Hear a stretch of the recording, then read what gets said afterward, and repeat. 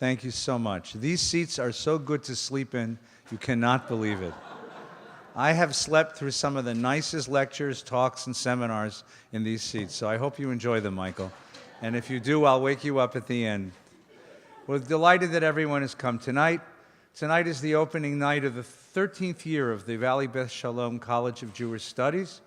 Our College of Jewish Studies offers university-level learning in an environment of friendship and fellowship. We like to say that it's college-level stuff without sororities, football teams, or quizzes. And we're delighted that you've come. This year, we're going to be spending our entire year discussing the remarkable miracle of the State of Israel since 1967. Some of you remember the 1967 war. You remember the days leading up to it when there was a tremendous, palpable fear that the country of Israel would be destroyed as Arab armies surrounded Israel, as peacekeepers were taken out of the borders, as the world basically turned a blind eye. Some of you remember the remarkable speech of Abba Eban in front of the United Nations, pleading for conscience of the world, and the deathly silence that he was met by. Some of you remember the first opening hours of the war when we got no news except the BBC said that Israel was gone. And then that's what happened at the very beginning. The BBC reported that Tel Aviv had been bombed. And then slowly, as the news began to come out, the sort of miracle of the war began to come out. That not only was Israel saved, but it was saved in a remarkable, miraculous salvation, a sort of redemption. The territory of Israel doubled, the city of Jerusalem liberated, and for the first time in my life, I could go to gym class, and the kids there didn't beat me up.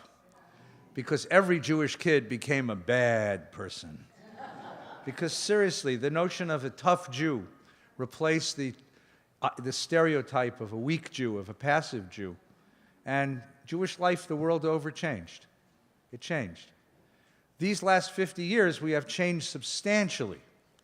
How Israel has changed, how the region has changed, how the world has changed, how American Judaism has changed in its relationship to Israel. All of these are the topics that we're going to take up together. So a quick preview. Tonight, of course, I'll introduce our dear guest, Yoav, who's also going to lead us off in the second semester, beginning in January. Next week, Monday night, 7 o'clock, our guest is going to be Dr. Joshua Moravchik, who serves on the Monday night. Next week, on Wednesday night, I get these nights mixed up. I haven't slept much in the last night or two. Next week on Wednesday night at 7 o'clock, our guest is Dr. Joshua Moravchik, who serves on the faculty of Johns Hopkins University Center for International Studies, and is the author of a book called How David Became Making David into Goliath, How the World Turned Against Israel. He's going to talk to us about how the Israel, which was the darling of the world in 1967, has become such a sort of pariah state in many ways in the world scene. The following week, I'll get this right, I promise you. The following week, our session will be on Monday night. That's November the 21st, right? That's the Monday night of, have I got that right? Right.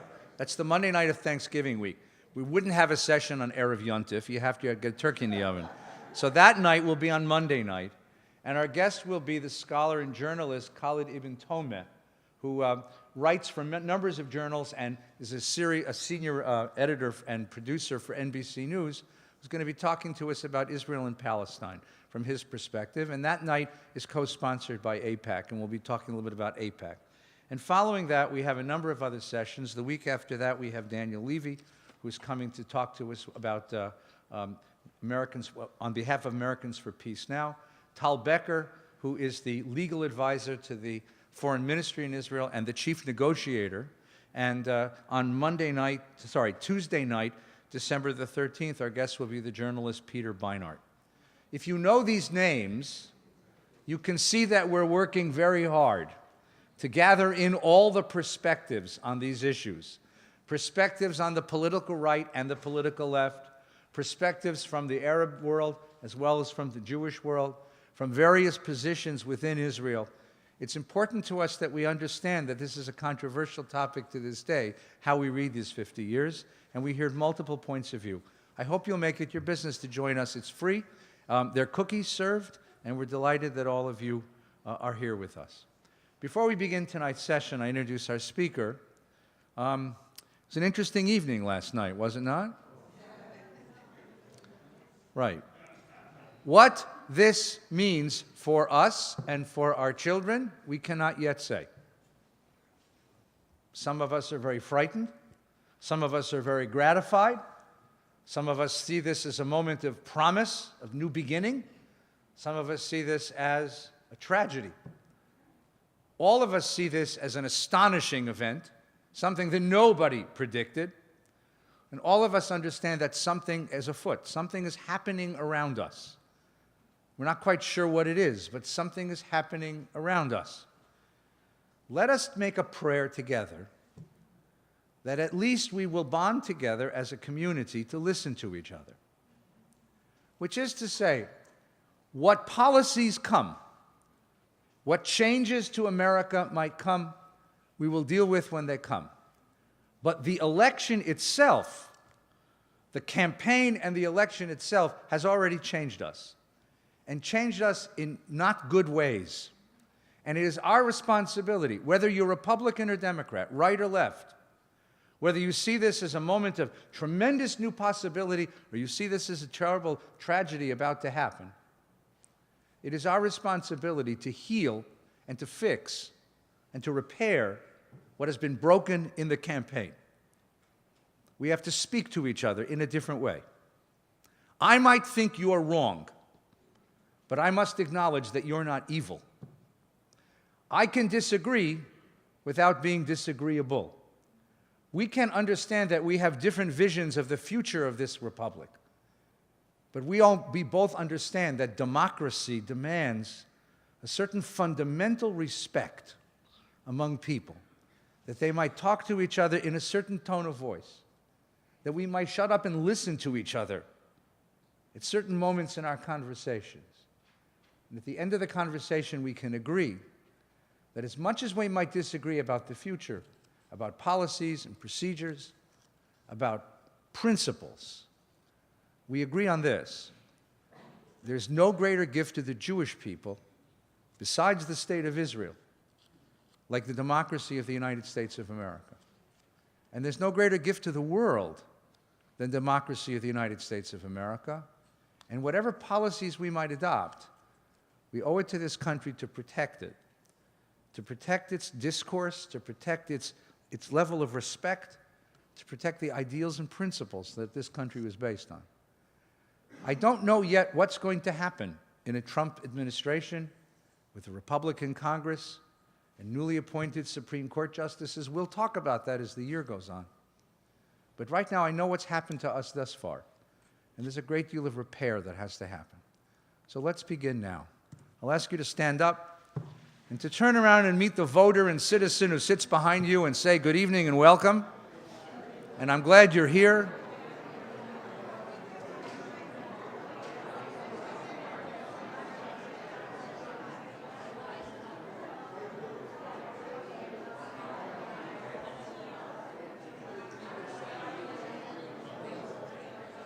What?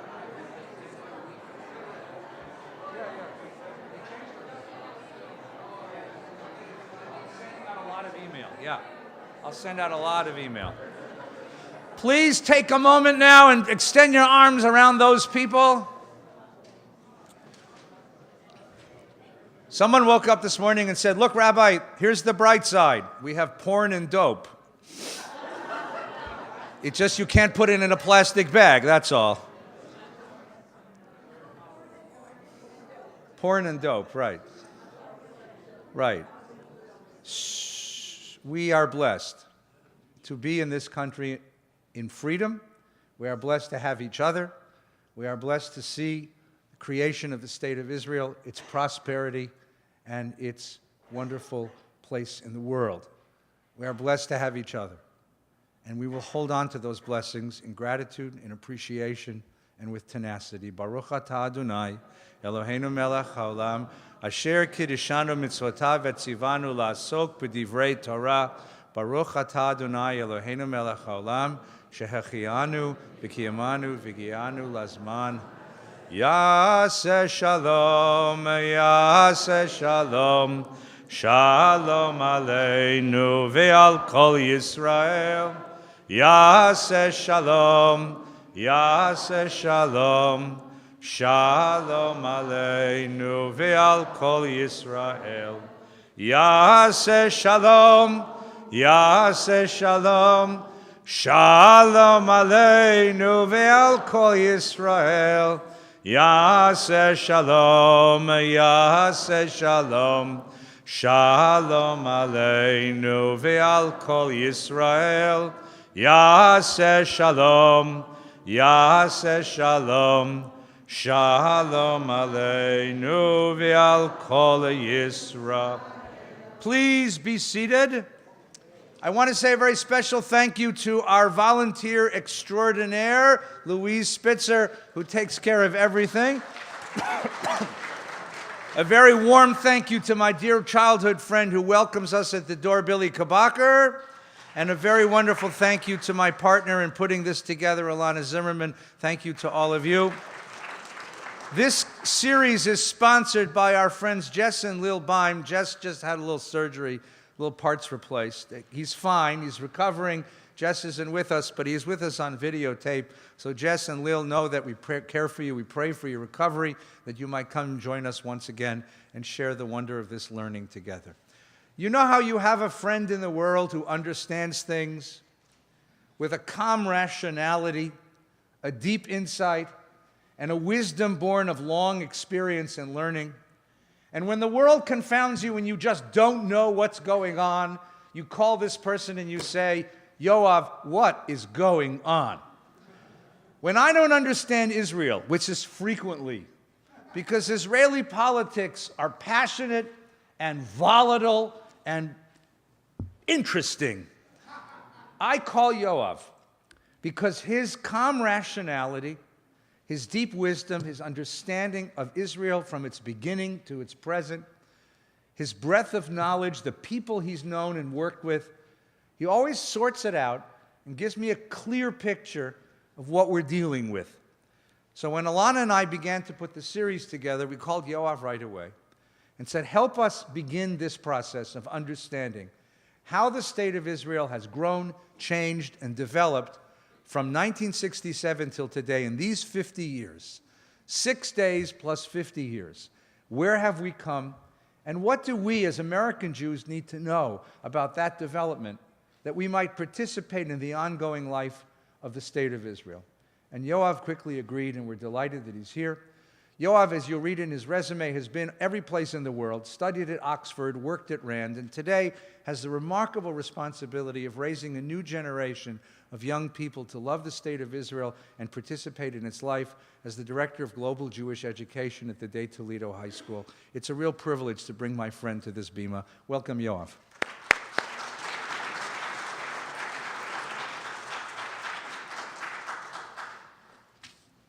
Good evening.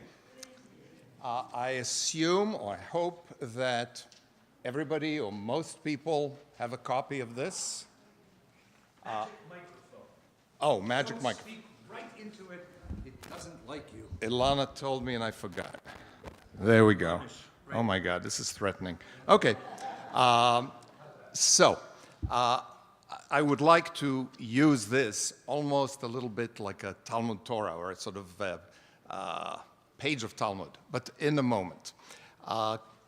Couple of comments. I used to come here quite a bit, but in one of my several previous lives, I think the last time was about 12, 15 years ago, and that was from New York. It is a pleasure, for the first time in a long time, to be back here. I actually knew well Rabbi Feinstein's parents. So, a couple of other comments. One is I didn't realize, as I learned a few minutes ago, that one of the criteria for success in these lectures is that as many people as possible feel comfortable and fall asleep in their seats. So, it's a shul. So I guess I'll try to make this as boring and as bad as possible so you stay awake. Just a little story. In '67, when the war broke out, I was exactly the age of my students now. And I need to remember that from time to time when I think they're complete morons, which they are not,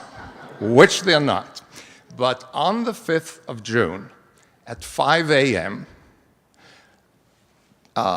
my peers from school, 10th grade at the time, and I were in a kibbutz because all the men had been conscripted.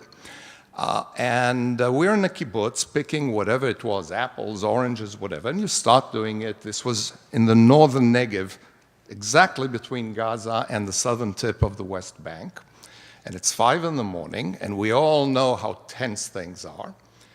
And suddenly, these planes fly above us, 30 feet above us, and they are absolutely laden with stuff. It didn't occur to a single one of us that this was the beginning of the war. They were all headed to the Sinai. Not one of us, 15-year-old morons, okay, realized we just finished digging trenches in the kibbutz. None of us, okay? So, for whatever it's worth, okay, yes, been there, done that. What I would like to do this evening, and I understand from the rabbi that I have about 40 minutes, then we'll have a conversation here, and then, of course, the floor is yours, okay? We'll have some Q&A and so on. What I would like to do is, first and foremost, address the topic fairly directly, okay? 67, the miracle, and I asked the rabbi to add Back to the Future, okay? And I'll explain, of course. I would also like to touch on some parallels between America, the phenomenon, the revolutionary phenomenon of the last 240 years, and Israel, but really Zionism, the revolutionary phenomenon of the last exactly one half of that, 120 years. The United States is 240, Zionism is 120, okay? Those parallels are fascinating in a whole number of ways. I'll touch on some. They also, I think, illuminate not only the drama and the open questions, the unsettled questions, but also the visceral, it's beyond anger, disagreement, the visceral nature of some of the politics that we're experiencing in the United States today and that we're experiencing in Israel today. And I mean no other analogies. I'm not suggesting Hillary Clinton is Bougie Herzog or anything else, okay? But the nature of the issues, each in the context of its own extraordinary phenomenon, American Revolution, the Zionist Revolution, is such that the anger, the extraordinary, abnormal anxiety and demonization of the other, incomprehension of the other, I think become clear. So let's begin with the first part, namely Zionism. Yes, I have it. Ilana does take care of everything.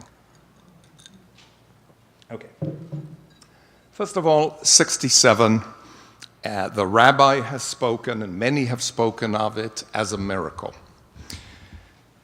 Usually by miracle we mean something very good, and usually by miracle we mean something that is somehow not normal or not explicable, not explainable by standard analysis or insight, which I find very scary. Because if I won by miracle, I'm not sure how to duplicate that tomorrow, okay? So two questions arise about 67, neither of which will I answer today, but I want to raise them. One is, was it a miracle? In my opinion, not at all.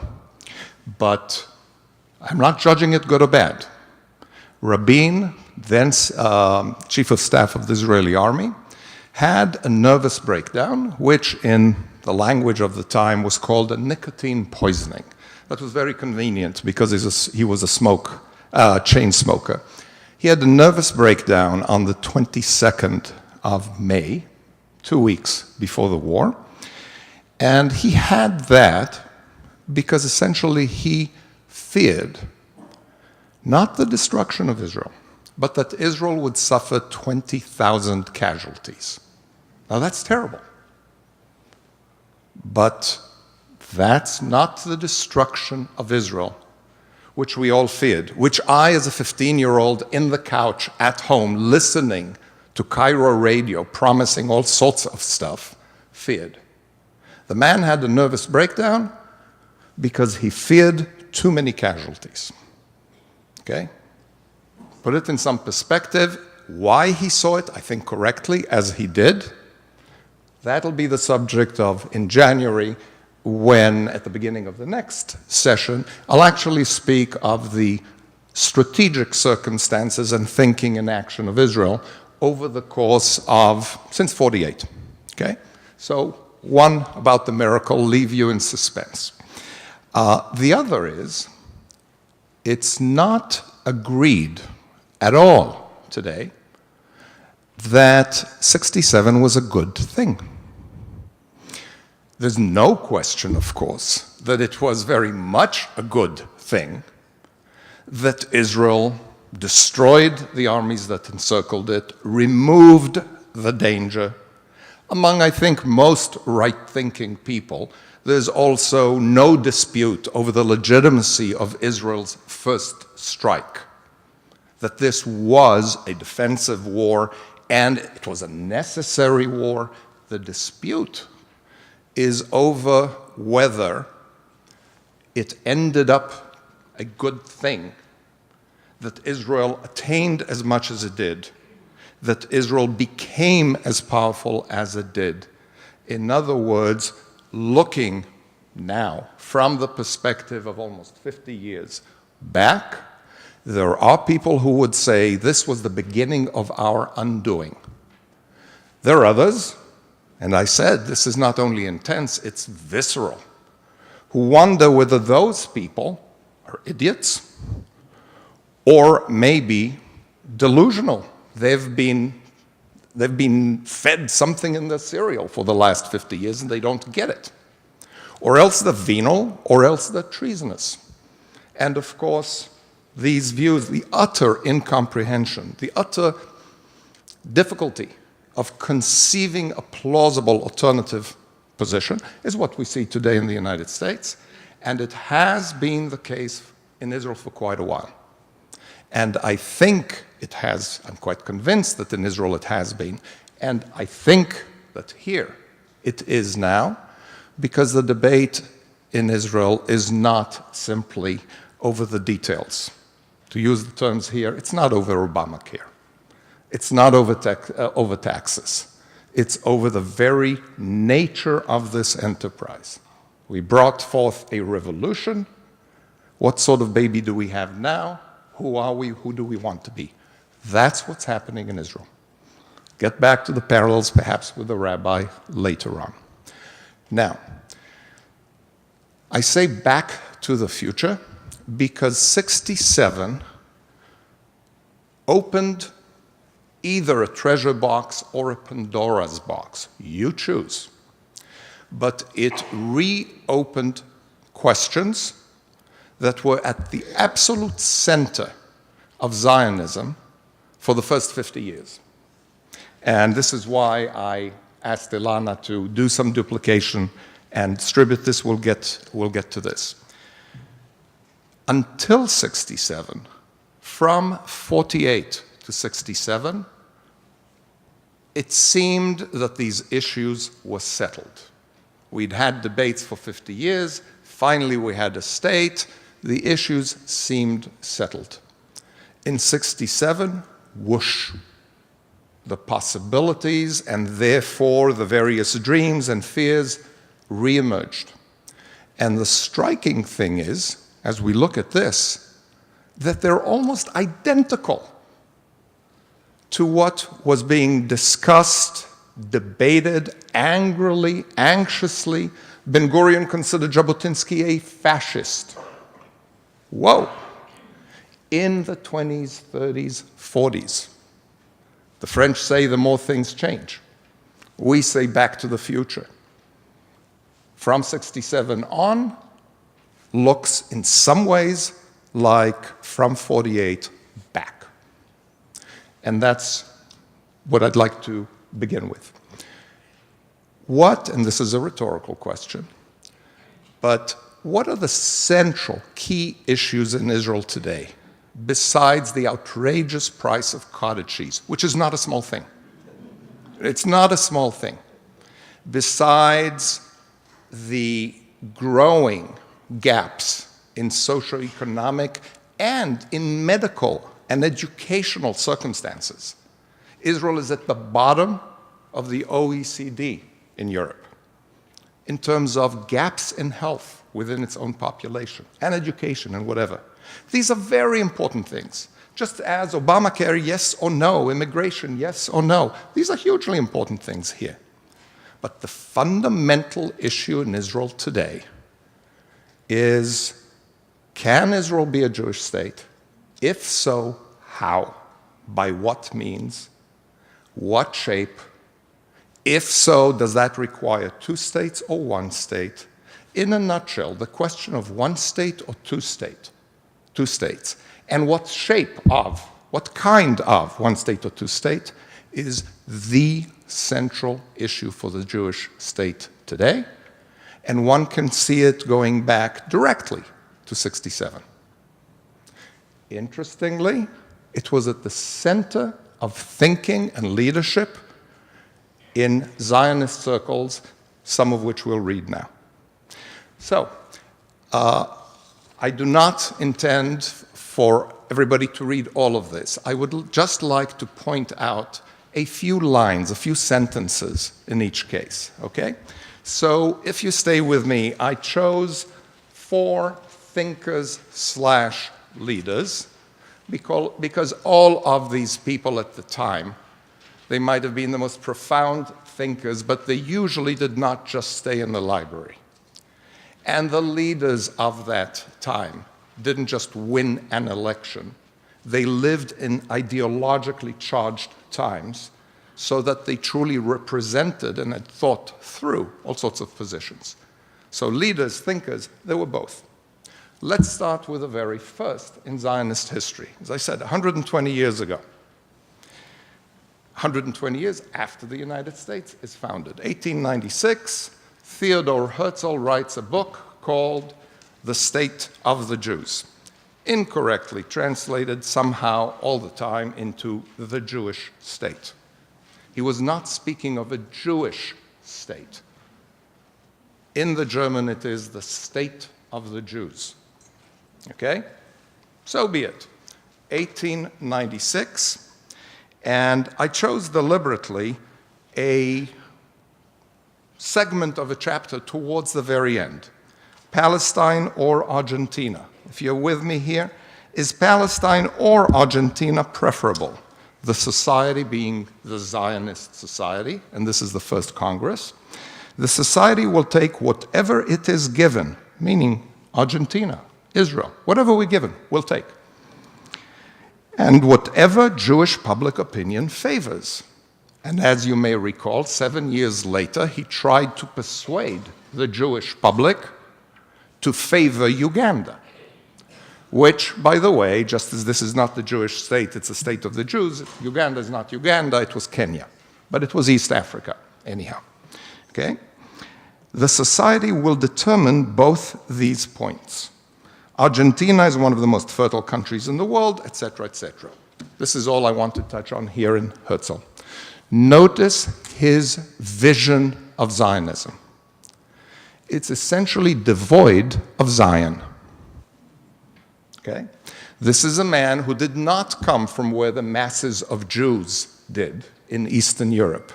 The masses of his own followers who would oppose him and frustrate him 7 years later when instead of Argentina, he thought of Uganda. Okay? this is a man who came to the idea of a Jewish state, correction, state of the Jews, whether in Zion or somewhere else, as a result of two things. One was he loved German nationalism. The first thing he did in university is join a German nationalist club. He then was half kicked out, half withdrew, but he loved, as most people at the time did, the idea of nationalism. It was doing such wonderful things in Europe, and eventually terrible things. But it was so exciting. And he, being of Germanic European Jewish culture, for him, German nationalism and the unification were thrilling. But it didn't work in German nationalism, so let's do our own. Jewish nationalism. The other was he looked at Jews around the Dreyfus trial, later on the Kishinev pogroms, and so on, and basically said, unless we do as the Germans and the Czechs and the Albanians and others do, we will never be a majority. As long as we're not a majority, we won't be safe. So the issue for him was nationalism is exciting, and we need to be safe. Where does Zion fall in all of this? It's a convenience. We've, of course, made a lot more of him, and for many good reasons. But once you look at real people and real issues, they're never as simple as it appears. So that's Herzl. His view of Zionism is essentially devoid of Zion. Then come these other people, and I'll draw your attention first to the third and the fourth in terms of sequence of time, and then we'll end with the Yankee among them, Rabbi Yehuda Leib Magnus, okay, who actually was a rabbi in the Bay Area before he went on to become the first chancellor of the Hebrew University. So let's look at the two major political leaders, and in a way the founders of the two streams of thought in political Zionism. First, Jabotinsky, whose withdrawal from the mainstream Zionist movement with the revisionist movement in the 20s led to the founding of the granddaddy of today's Likud. Okay? I'm simplifying hugely, but the granddaddy. Okay? Begin was his disciple, Netanyahu was his disciple, etc. And then, of course, Ben-Gurion, who led the Tnuat Avodah, the labor movement, sort of kind of like the granddaddy of today's whatever's left of the labor movement. Okay? So let's look at these two. Jabotinsky in 1937, to remind you, 1937 is the middle of the first Arab Intifada, the Arab Revolt. What I, growing up in Israeli school, was taught was the Arab riots. Terms have changed a little. It was a major uprising. Corrupt, bloody, whatever you want to call it, but it was something more than riots. Okay? In the middle of this, the British decide these two can't get along, we can't control them. We, unlike Jewish rabbis, were not born to herd cats. Okay, in this case, the Arabs and the Jews. We need to do something. They decided on partition. That was the first time. The commission that considered these issues was called the Peel Commission because Lord Peel led it. And all sorts of Arab dignitaries and Jewish leaders went and spoke and testified and, of course, tried to persuade the commission of their views. Jabotinsky in 1937 made what I think, again, not a matter of whether I like Jabotinsky, don't like Jabotinsky, favor this or that position, but objectively, was a brilliant appeal. And I'll accept what I accepted here. I'll accept a few lines, no more. Look at Vladimir Jabotinsky, 1937, and pay attention to the dates. All I want us to read is the first sentence of the first paragraph the last sentence of the first paragraph, and then another few lines. So I'll read. The conception of Zionism, which I have the honor to represent here, is based on what I should call the humanitarian aspect. He is not saying the fulfillment of the prophet's visions. There's a humanitarian need. Okay? Then he goes on at the bottom. We are facing an elemental calamity. I would modify one word here when he says a kind of social earthquake. Obviously, the Holocaust was not just a social earthquake, but Jabotinsky was prophetic here. He's not speaking of difficulties, pogroms. He's speaking of a calamity. At a time where many Jews were nervous, when my grandparents had just left Germany, but to expect a calamity, that's a big word, okay? That's more than a disaster. That's huge, okay? So prophetically, he says, we're facing a calamity. Now let's continue here. I want you to realize this. The phenomenon called Zionism may include all kinds of dreams. A, quotes, model community, Hebrew culture, perhaps even a second edition of the Bible. But all this longing for wonderful toys of velvet and silver, would any of you speak in these terms of the Torah? This is dismissive. Now, this man was not anti-religious, but he's basically saying they're coming to kill us. Forget about the Torah. This is just, forget about it. These are toys. All right? Jabotinsky was in some ways a Herzlian. That is to say, someone concerned first and foremost with the safety of the Jewish people, and with a clear-eyed, hard-headed, and often prophetic sense of the dangers facing Jews in Europe, as did Herzl already in 1896 and 1903. Like Herzl, he's not dismissive of everything Jewish culturally, but that's okay. We'll play with toys later. Okay? All right. Let's go down here. We are not free agents, the beginning of the second paragraph. We cannot concede anything. Whenever I hear the Zionists, most often my own party, accused of asking for too much, gentlemen, I really cannot understand it.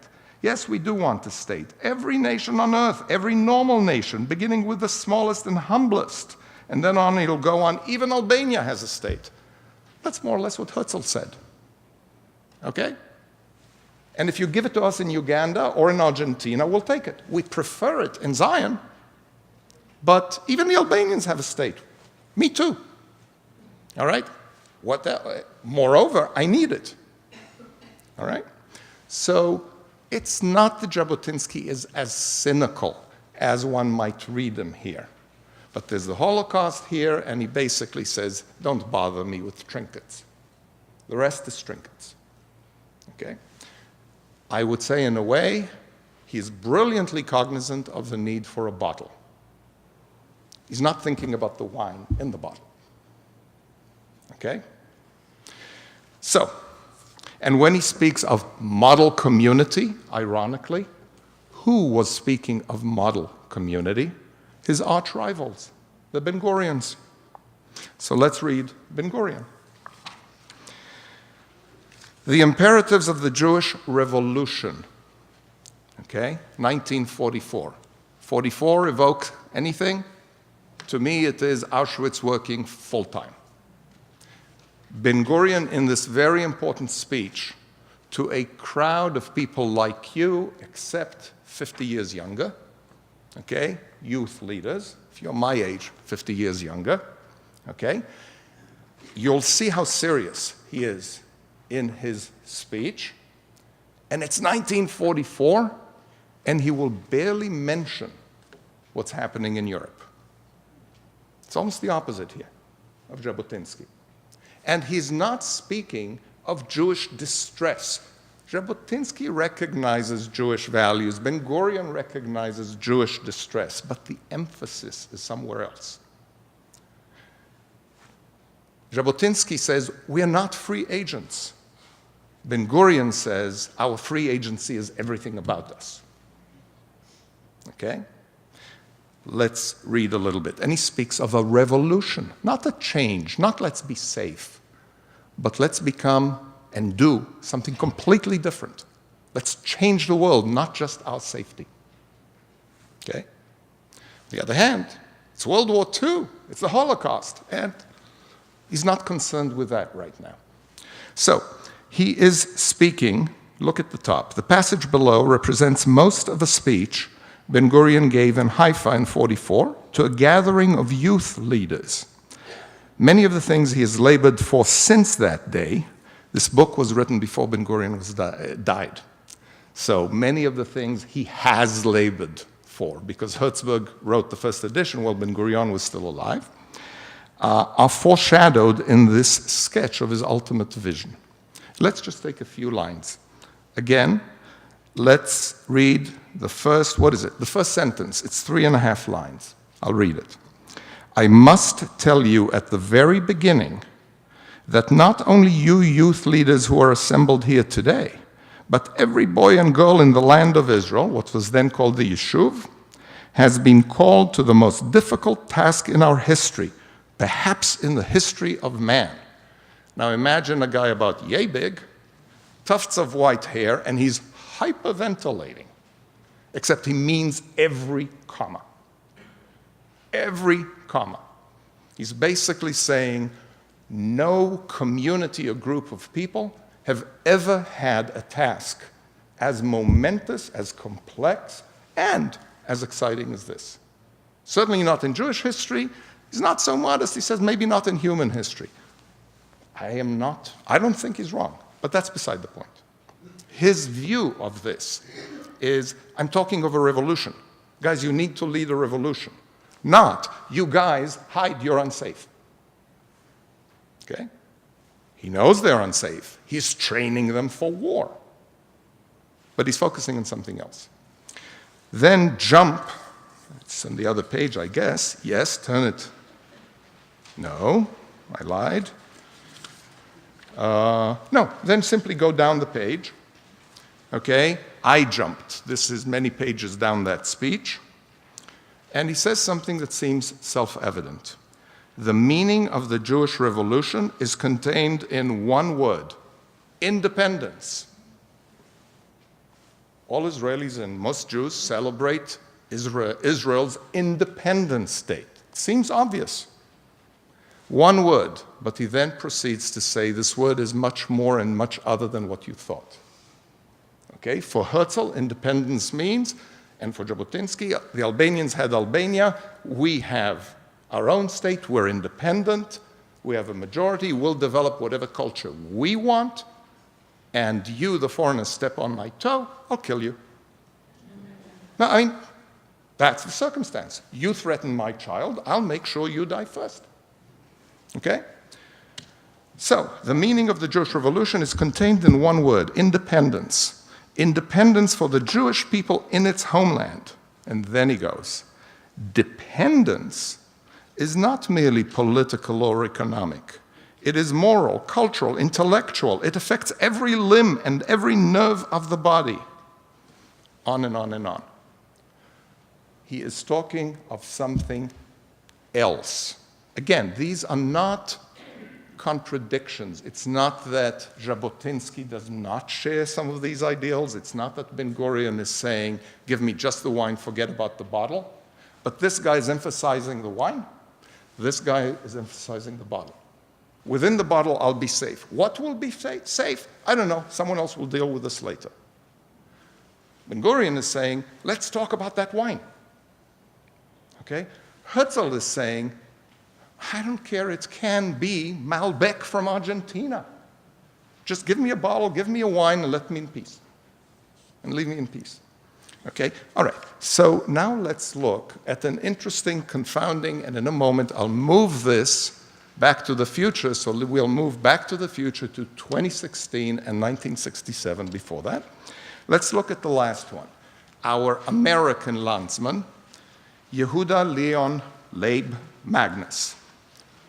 Okay, do you see under Herzl, like all the nations, question mark? I assume that was a yes. Excuse me.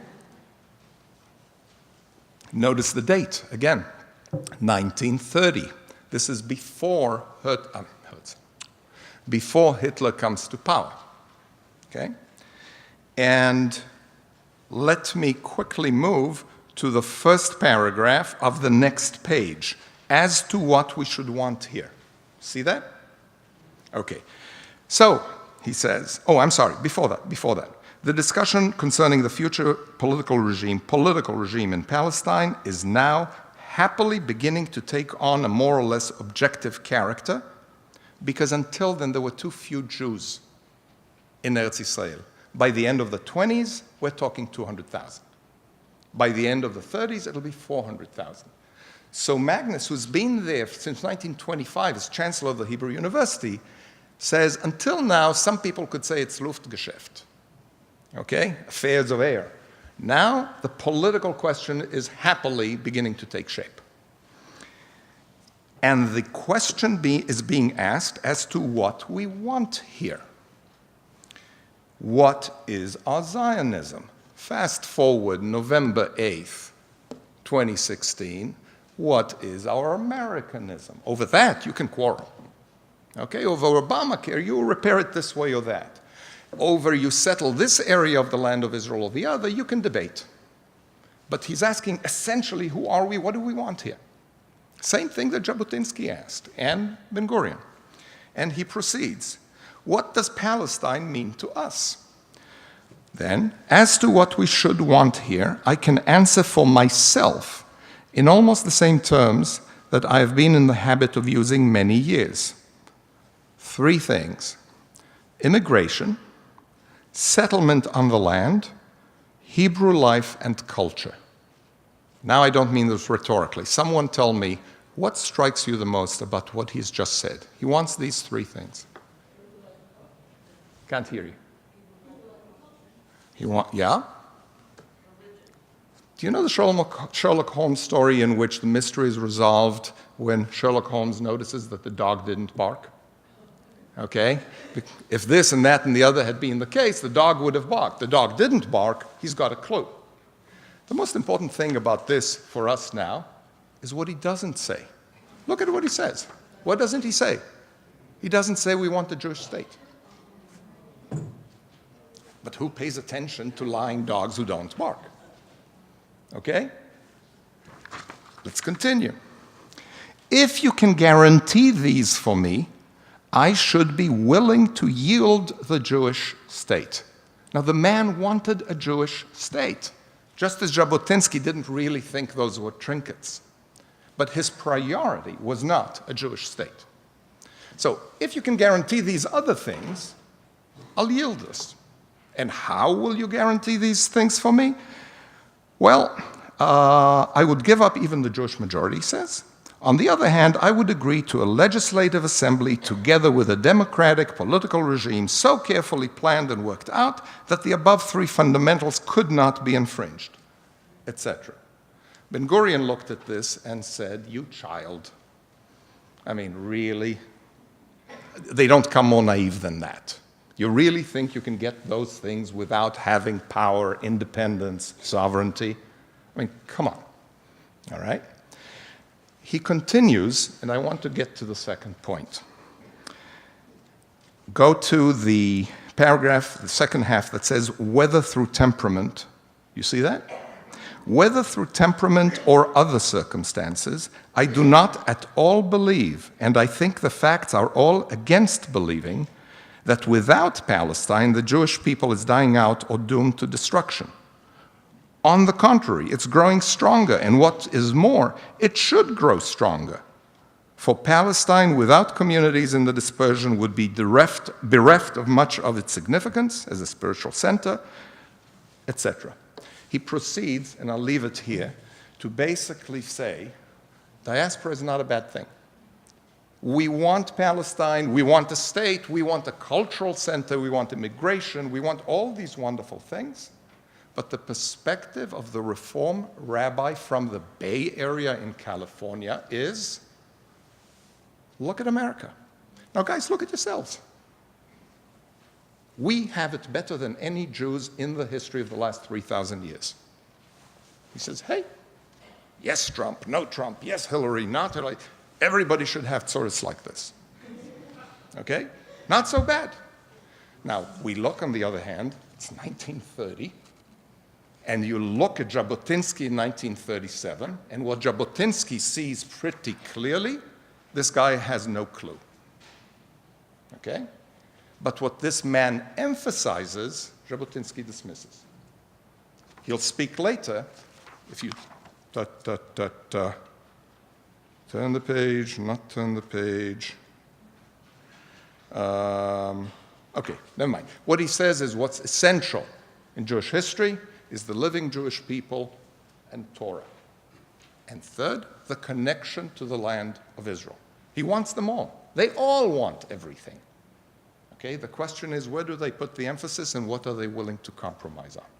Just as today's Israelis and politicians, we all want everything. We want all of Eretz Israel. We want peace. We want Nobel Prizes. And someday we will have a gold medalist in swimming in the Olympics. We all want that. The question is, where are the priorities? Okay? Here are the differences. Now, think a little in today's terms of these four leaders, thinkers. None of them thought of the possibility of this. None of them was looking to America. So they were considering Europe, that's the Jewish problem. What's the solution to Europe? What's the solution to the Jewish problem? That's just their setting, either before the Holocaust or immediately during the Holocaust. What are they saying? Herzl says, give me safety. A lot of Israelis today who would say, hey, I'll be a contractor in Encino. And you know such people. So, I mean, we're here, okay? It's safe, it's beautiful. I'll be connected to the land of Israel, but I don't have to be there, okay? Jabotinsky says, you're naive. One day, even in the United States, I don't mean to get into the politics here or whatever, his interpretation of what's happening is, just look at all these anti-Semites who came crawling out from under those rocks. Okay? So it's not just that we need the land of Israel, we need to be a majority. We need to be, like the Albanians, masters of our own fate. Okay? You look at this, we'll get to the present. Ben-Gurion is saying, yeah, I want all of that. By the way, his position was maximalist. He actually, for him, Palestine included the East Bank of Palestine, just like Jabotinsky. The difference was, Jabotinsky says here, we cannot concede anything. Ben-Gurion said, we can't concede, and then he proceeded to concede. Okay? In that sense, much the more pragmatic politician. He also winked to his son, as he accepted partition and Jabotinsky did not. In letters to his son, he said, hey, let's take what we can, then we'll see. Which is what we fear today, that the Palestinians have learned something. Okay? So Ben-Gurion is looking not just to move the Jewish people somewhere safer, but to change the Jew. The Jew as the Jew was, something's wrong with him. The Jew in the diaspora is insecure. When you're insecure, it does something to your soul. It does something to your social behavior. Dad, said Ben-Gurion, I love you, but there's something wrong with you. I'm leaving. And I want to create new Jews. He just didn't think you could do it in the United States in a school called New Jew. But I want to create new Jews, not just move them and make them safe. I want a revolution in who and what they are. and in who and what the community is, not just move them somewhere ancestral and they'll be safe. Okay? For the sake of that, he was willing to concede quite a bit. He accepted the partition in 37, he accepted the partition in 47, and in 67, immediately after the victory, he was elated and immediately said, we will have to give everything back except for Jerusalem and maybe something on the Golan. In other words, he went to his death on December 1st, 1973, thinking of an Israel in part of the land of Israel. Today we say two-state solution. At the time they would have said two states, Jordan with much of the West Bank and Israel. Today we're talking in other terms. There are others who are really thinking, okay, let's wait until Jordan's ready. But the positions you have here, one says it doesn't have to be in Zion. The other says it has to be in Zion, but it has to be all of Zion. The third says it has to be in Zion, but I'm willing to partition it if I need to. And the fourth says it has to be in Zion, but the story is not just about Zion. It's also about Oakland. Now fast forward, and then I'll stop, and Rabbi, I think will be, I don't have a watch, but I'm sure I've exhausted my time. So, 7 after? By his clock, I have 3 minutes. Okay, which is very rare. Okay. So, what happens in 67? Whether it's a miracle or not, we'll all discover on, what is it, January 11th? Something like that. Whether it is good or not, whether the results were positive or not, is now a matter of political choice and opinion, and I will want to address it analytically. My own opinion doesn't matter. Okay? What there cannot be a question about is that 67 was absolutely momentous. Within Zionism, it reopened all these questions, because after 48, would you just have a center without a state like Magnus? Irrelevant. Would you go to Argentina or Uganda? Irrelevant. Do you hold all of the land of Israel? Irrelevant. We won't. Will you partition it? Irrelevant. It already partitioned. All of this became moot for exactly 19 years. And then in 1967, what do you know? Abracadabra, the sky's the limit. We have all of the territory.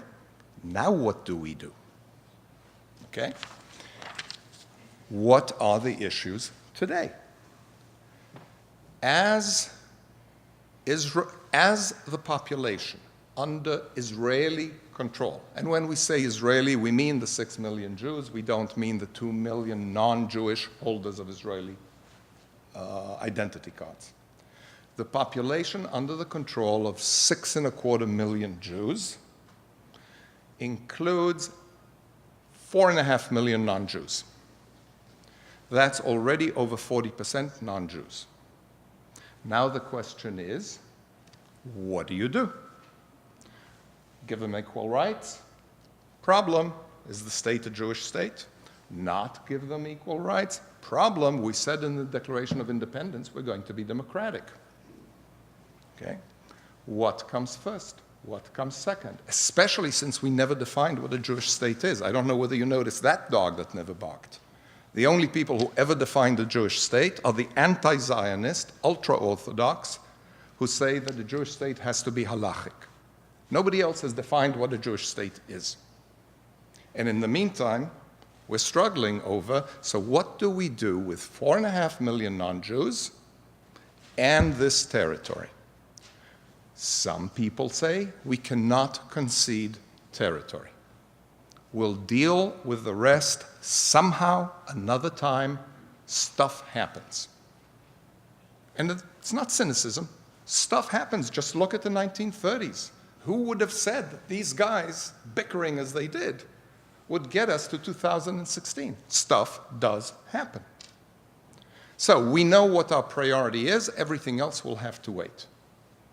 Others actually are more explicit. They say, look at the Israeli Declaration of Independence. Unlike the American, it doesn't begin by saying, we are here to create our revolution. Is a revolution in the way people govern themselves. We believe these truths are self-evident, and the second sentence of that paragraph is, in order to protect these rights, governments are instituted. The Israeli Declaration says, in the land of Israel, the Jewish people was born. It's everything very specific, very concrete. Of course, it also says we'll be democratic, we'll love our moms, we'll eat apple pie, but if that's all we wanted, we could go to Oklahoma. If we wanted a smoothly operating democracy, Sweden is smoother. We didn't go there in the name of that. We went there in the name of the need and the right of the Jewish people. Okay? So there are people today who will say, yes, we want democracy. Yes, we want the need and the right of the Jewish people. And if they clash, it's clear which comes second. Okay? And then there are people who today say what Magnus said. They go back and he said he wasn't such an idiot after all. When you look at the thing in a longer historical arc, we won't be able to have our cake and eat it too, or eat our cake and have it too. And we don't like the need to choose between the two. And we no longer see a way to do what Ben-Gurion did, split the baby, the Solomonic solution. So now the question is, it's not going to be two states. What kind of a single state will it be? Will it be a single Jewish state in which we wait for the demographic balance to change? And hey guys, don't be so cynical about this. It has changed in the past. Stuff happens. Okay? Or, you know what? We don't care. We're here, and if they don't accept us, we'll continue military rule. We know what our priorities are. That's one kind of state. And there's a lot to be said for it. You don't have an alternative. And you have certain priorities that clash with others, and you've got to make a choice. That's what adults do. They choose. The others, an increasing number, although a tiny minority in Israel, but you're beginning to hear talk about, you may have come across the expression, a state of all its citizens. In other words, an American-style state, where what makes you Israeli is your citizenship. Now you have a problem. A few years ago, digression, and then I'll wrap it up. A few years ago, when a new Chief Justice was sworn in Jerusalem, along with another Justice of the Supreme Court, who's the mother of one of my Eepsters, one of my students, one of my Israeli students. In that signing, in that ceremony of swearing in, all 12 or however many they were, 11 judges, the more than in the American Supreme Court, stood up, and of course, what do? You sing the anthem. One of them is a Christian Arab. He didn't sing. He stood, he didn't sing. Scandal du jour in Israel, we know how it is, okay? But now think about it. What does the anthem say? For 2,000 years, my Jewish heart has yearned. So what do you want him to do? To lie? To convert? There's a problem, not just for him, but for you. Are you going to change the anthem for him? Because you said equal. Okay? The flag. We don't have a problem with the American flag. It's stars and stripes. It could represent Afghanistan. It could represent whatever, the Martians. It's an abstract with a few points of symbolism, but they're not ethnic. They're not linguistic. They're not religious. The Magen David is not Christian. The two stripes of the Talit are not Muslim. This is a state of the Jews. And I imagine that most, if not all people here, including me, want it to be a state of the Jews. And if ever the rabbi and I can figure out what we mean by Jewish state, I'd like it to be that too. Okay? We want that. But guess what? It's never going to be the flag of 1/4 of my population. Or, if I hold into everything, of 45% of my population, maybe eventually 60% of my population. I've got a problem. And the debate where Jabotinsky said there's only one way to solve it, Ben-Gurion says there's another, Magnus looks at something else, is today's debate. One state or two states? If it's one, is it a state of all its citizens? Or is it primarily a state of the Jews, and we wait for something else? Okay, took us to the present. By how much did I exceed my time? Okay. Many questions to ask. Many questions to ask.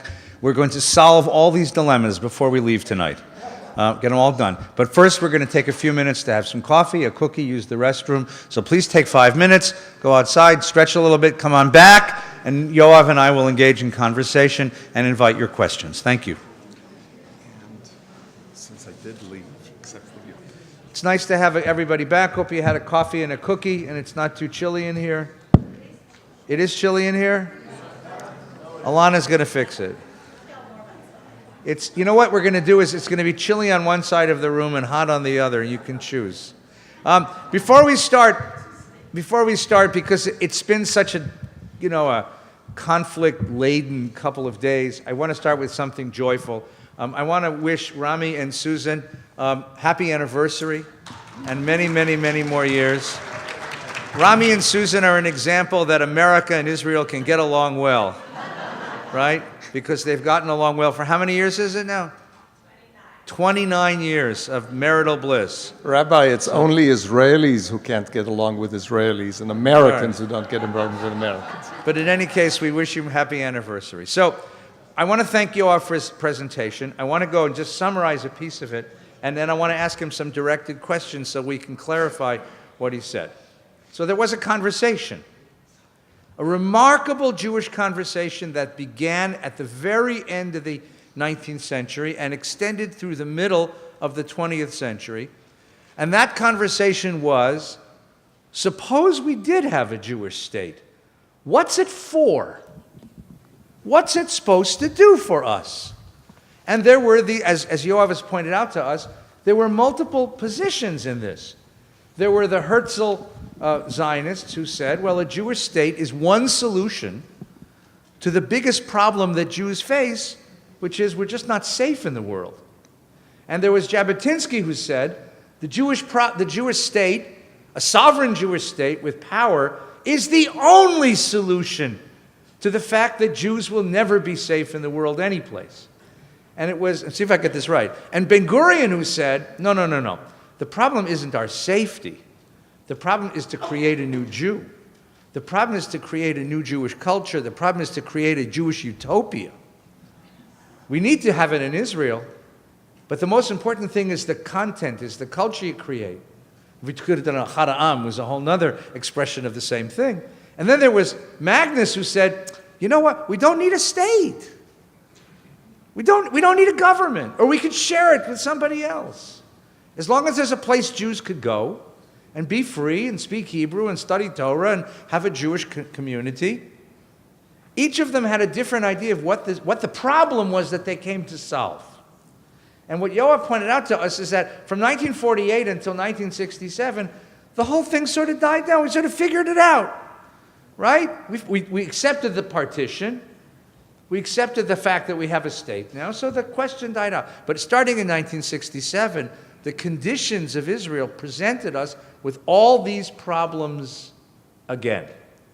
Now, he reminds me that this resembles something in American history. So tell us how that looks. By the way, by problems, I would just add all these problems and all these opportunities when the sky seemed to be the limit. before you created Israel, and then once you had all of the land of Israel. As for analogies to the United States, two. Both of these revolutions, and they were both revolutionary. Israel was meant to revolutionize Jews, if you were Ben Gurion, or at the very least revolutionize the condition of the Jews, if you were Jabotinsky or Herzl and Ben Gurion. The American Revolution was to create something unprecedented, okay, based on universal ideas and values and so on. Now, when you think of this, both were dual, not exactly schizophrenic. They only noticed they're schizophrenic hundreds of years later. But both were dual.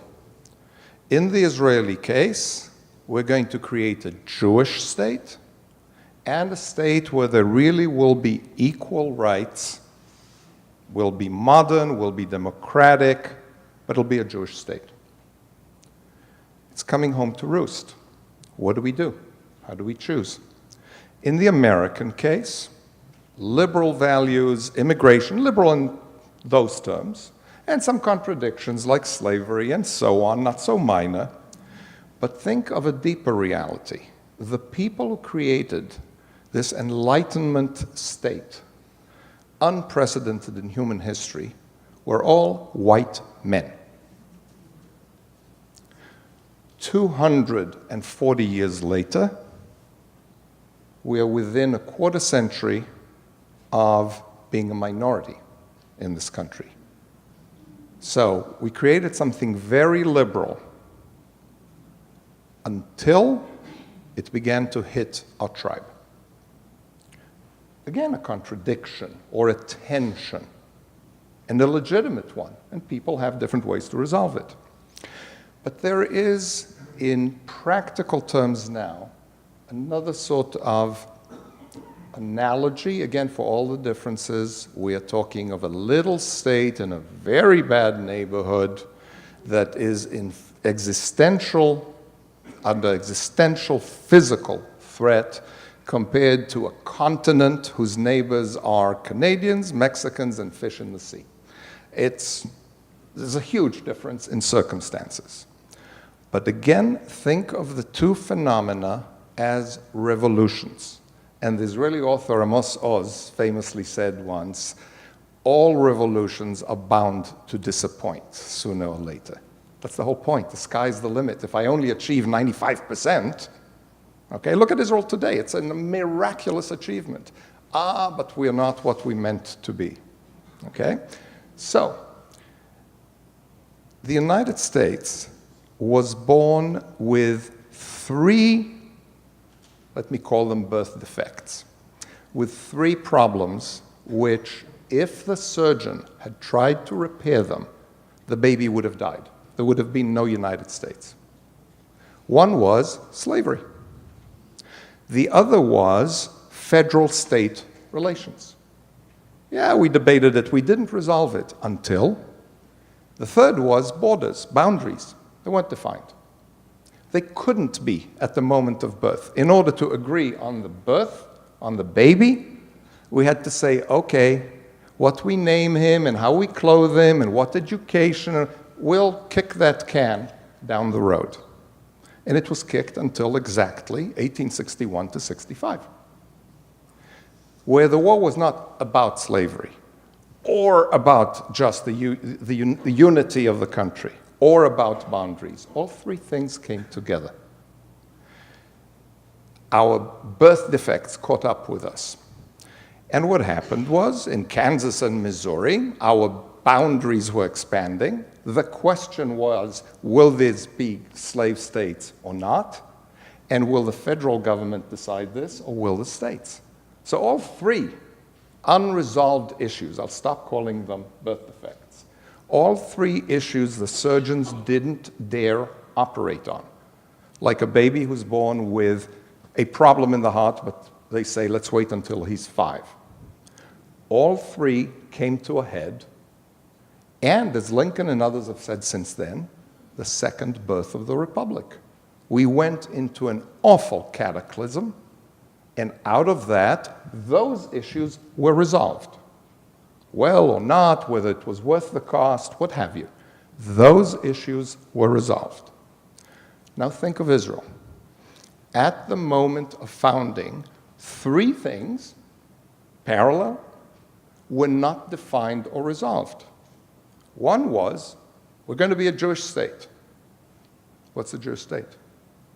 Not clear. What are the boundaries? Well, we accept the resolution, but come on, we're going to expand.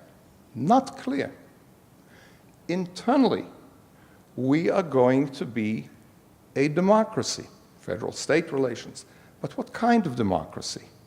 A dual national democracy, a state of all its citizens, not defined. Had Israeli leaders, thinkers, tried to resolve those issues in 1948, Israel would not have been born, because they couldn't possibly have agreed. So they kicked the can down. Israel is now going to be 68. Remember the Gettysburg Address? 80. Israel is getting very close to the age that the United States was when Lincoln was elected. And the problems that led to the Civil War, please don't misunderstand me, I'm not predicting a civil war in Israel. But the problems, these three that came together, didn't just come together in January of 1861. They took several decades of brewing to come together. Israel's unresolved issues are right there. And of course, we all pray that the second birth of the Republic, when these issues are resolved, won't be through cesarean section. Okay? But these parallels are striking.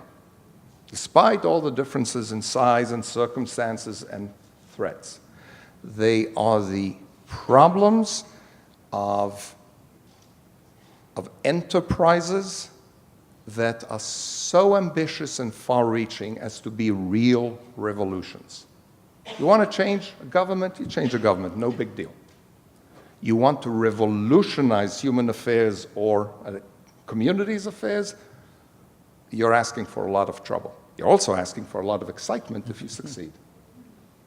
So, because we didn't resolve these questions, we built a state and we developed a variety of institutions and patterns of culture that reflected all of these contradictions and built them into the texture of the country.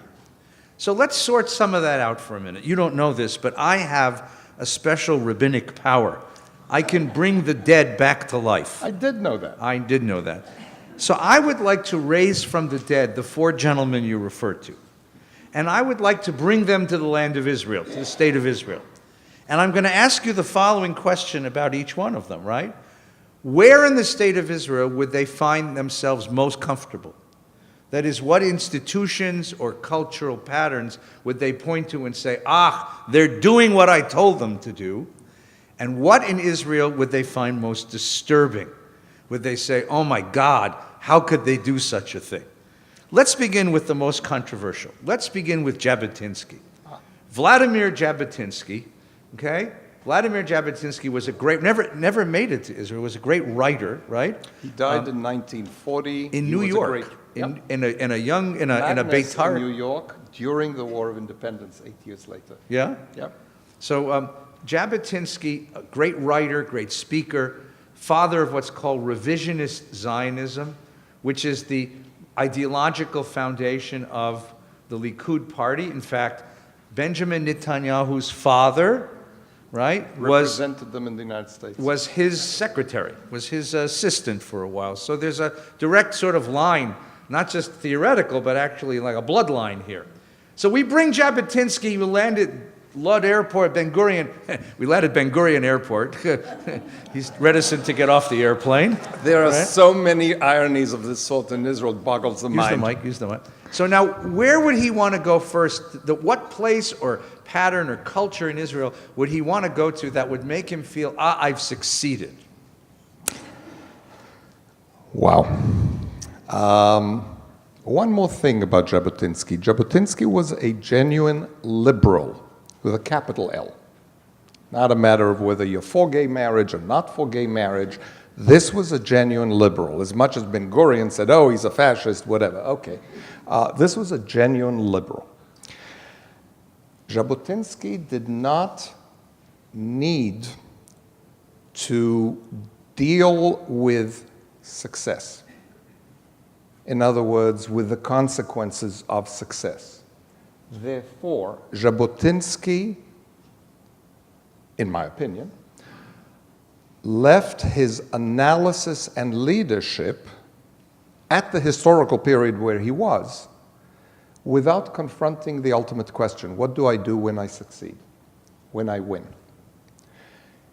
In his writings, he has a very famous phrase and treatise called the Iron Wall, Kir HaBarzel.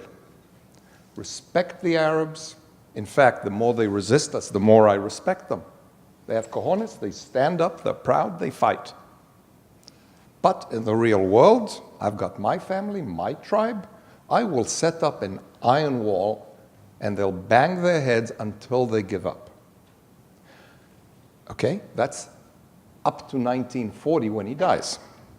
Today, I think, now, this was not a man who went for settlements. The settler was Ben Gurion. Jabotinsky's, like Herzl's, nationalism or methods, tools, were diplomatic.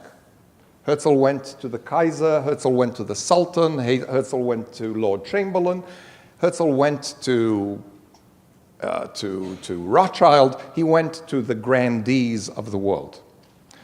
Jabotinsky as well. His movement did not settle the land. His movement sought to persuade Britain and to create a militia. Today, here's the irony. He would go to where the Likud is. He might go to where Naftali Bennett is, who's to the right of the Likud, in the sense that he would say, we cannot concede territory.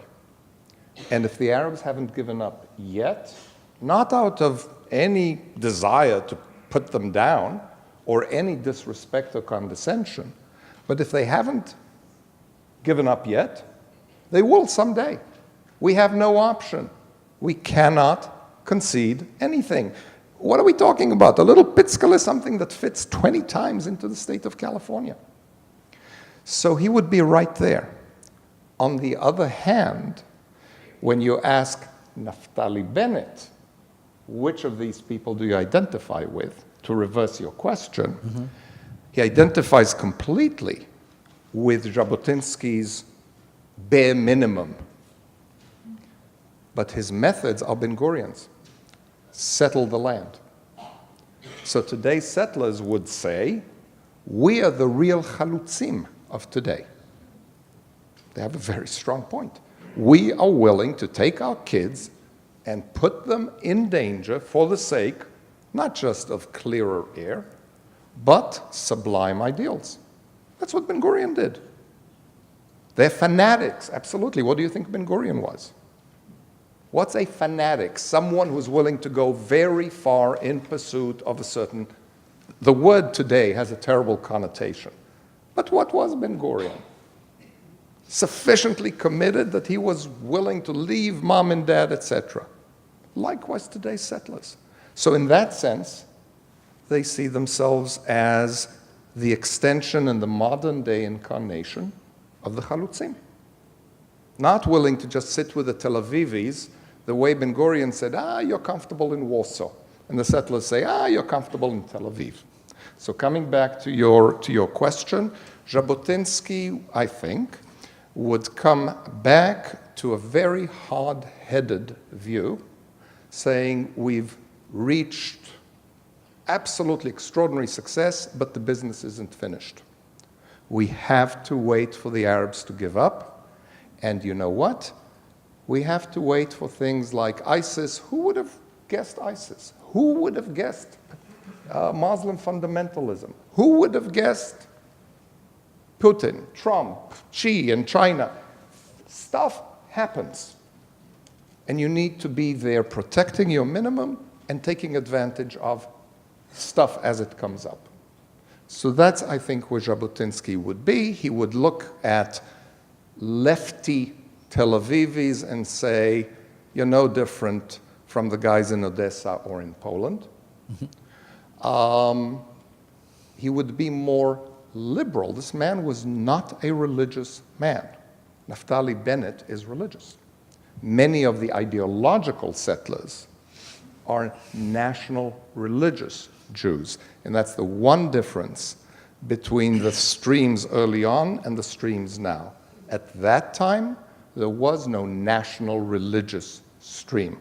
In 67, literally in June of 67, a national religious stream was born, a real one.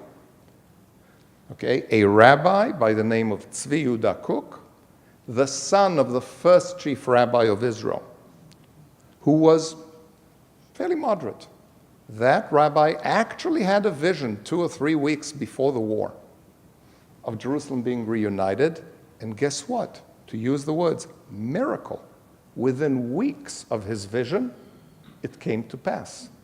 And his disciples then founded Gush Emunim and so on, Yeshivat Harav and so on. So Jabotinsky wouldn't be comfortable with the religious. He was a liberal nationalist who considered religion passé, just as Ben Gurion did. Oh, just for in case anyone's ever in a game of Zionist trivia, okay, here's the great Zionist trivia question. Vladimir Jabotinsky, Zev Jabotinsky, great-grandfather of Likud party and great-grandfather in spirit of Benjamin Netanyahu, the prime minister, has one Hollywood screenwriting credit. And I'll tell you what it is, and then you can win a trivia game. The movie Samson and Delilah with Victor Mature and Hedy Lamarr.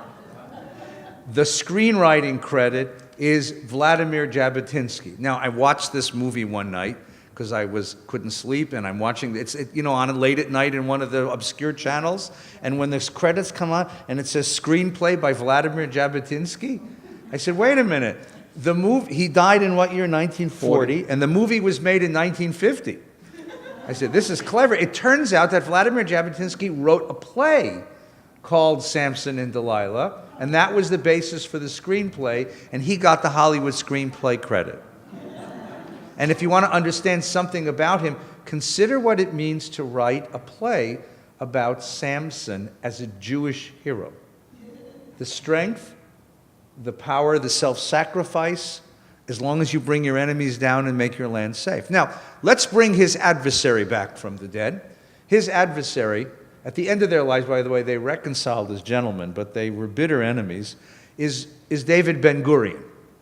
David Ben-Gurion, first prime minister of the state, leader of the Yishuv during the war.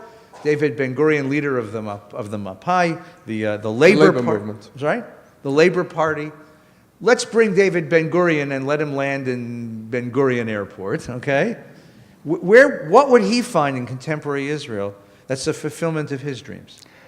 I actually ask this question of my kinderlach, my 16-year-olds by the time we go to Israel, and I usually ask this question twice, once in Tel Aviv and the second time when we stand by Ben Gurion's grave. If you've been there in Sde Boker, it is really a biblical vision there. It's right over a primordial vadi facing nothing, okay? And I asked them, what do you think Ben Gurion would think of you, the Israelis who are 16 years old, of you, the Americans who are 16 years old? I'll tell you what I think he would think. He would be completely schizophrenic. He would kvel beyond belief. He's created a new Jew. He didn't think that my friends Elana Zimmerman and Doug Workman and others among you could create a new Jew here.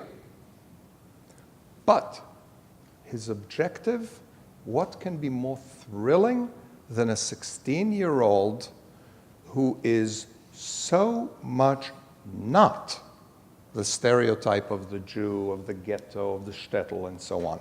So Ben-Gurion would have quelled beyond belief. And then once he was done quelling, he would shed so many tears of disappointment that all these wonderful new Jews are bourgeois, that they're not revolutionaries. Ben-Gurion went to his grave on December 1st, 1973, railing that the work wasn't done. And, hey guys, you've already become soft, but we haven't finished the work.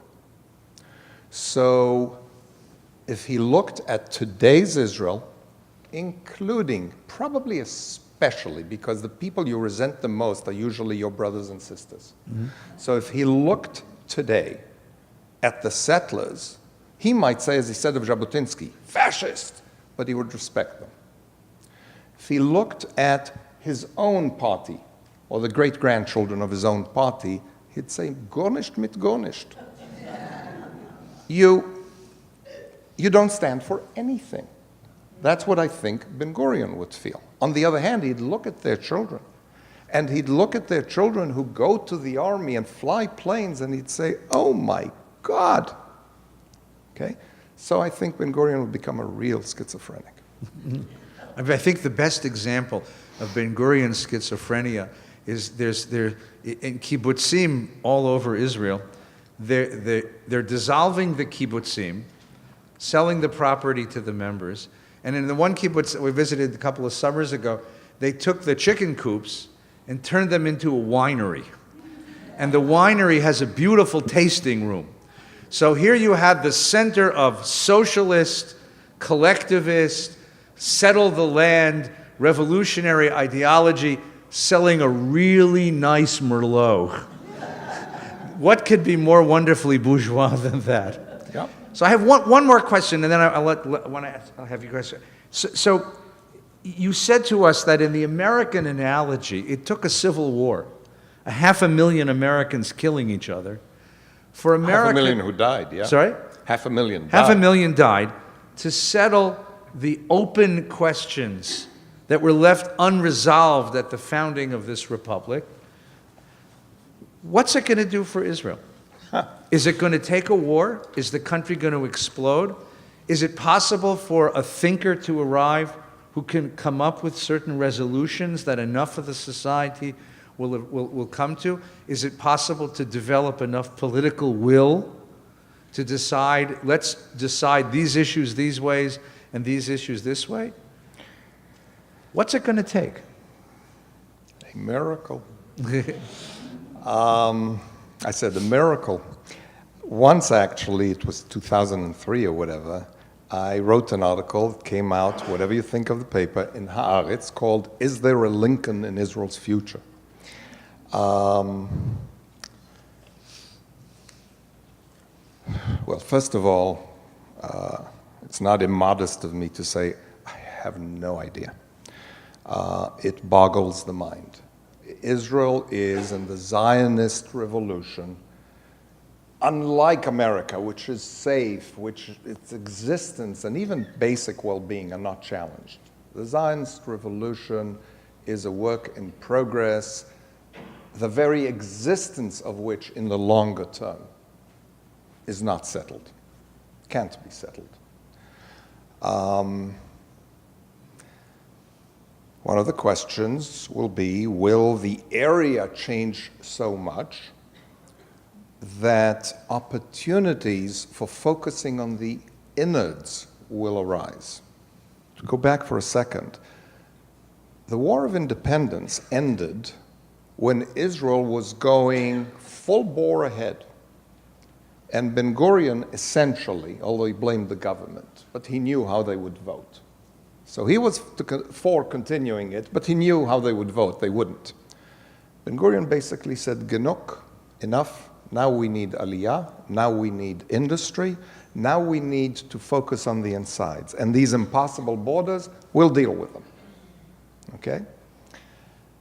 His priorities were clear, and the historical moment was such that, as we see looking back, it was possible.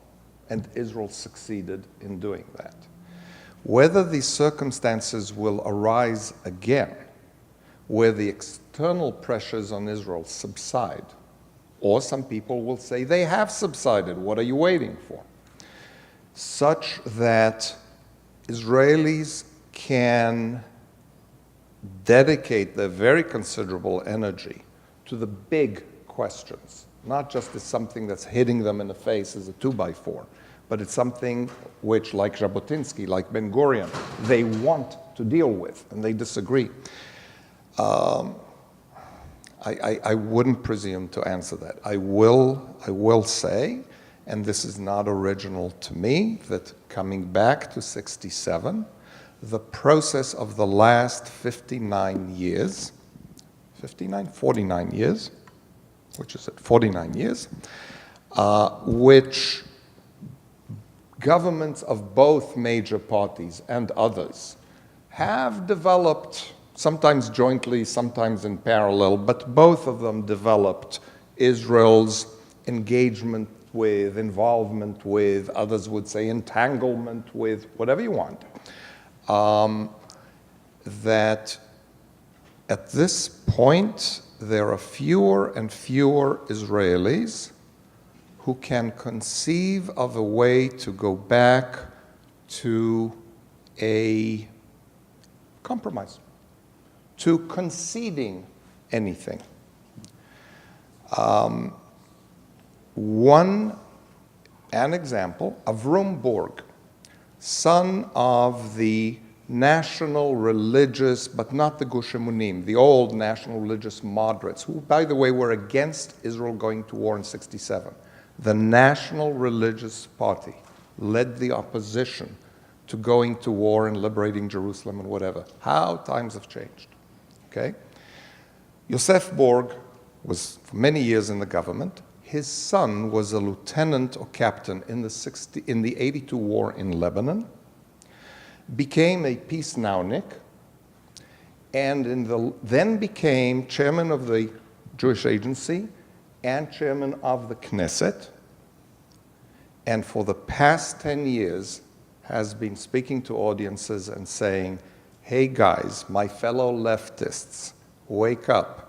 You've lost. We have lost already. Now let's deal with a new situation. Speaking now of the way the right has won. It doesn't matter whether you like it or not, or whether you like these people or not. They are our people. This has been settled. Now the question is, since it's going to be a single state, what kind of a single state? His vision is Magnus's vision, which Amos Oz, who wants two states, says is hopelessly naive. He says to Amos Oz, you're naive, there's never going to be two states. And Naftali Bennett says, you're both naive. In the meantime, let me get something done. Quickly, one thing we can read, brief, not too long, one thing we can read that gives the maximum insight as to Israel today. An article, a book, a pamphlet, besides going to Israel, what's one thing that we can read? What do you read? What can we read that gives the maximum insight to Israel today so that we can understand what's going on? I think there's only one way to do this. It's a trick question. You didn't tell me. I'm sorry. But I think, as I think of things that I've read, whether it is a biography of Ben-Gurion, of Ari Shavit's very mixed book with a lot of good stuff, a lot of questionable stuff, all sorts of things. What do you read? You read the papers very carefully. You follow today's Israel very carefully. Do you read Haaretz? Absolutely. Do you read the Times of Israel? Absolutely. Just as in this country, I would say, do you read the Wall Street Journal? Absolutely. Do you read the New York Times? Absolutely. Israel has become so divided that it's very difficult. When Shavit's book came out, it was hailed by many, including personal friends whose names appear on the backs of books, as the first, middle of the road, not biased, etc., etc. Well, sure, except there is no middle of the road in Israel. So it depends on which chapter you read. Okay? So my honest answer is, A, I don't know of such a book. B, my guess is there isn't such a book. The best single book that I would recommend to everyone is now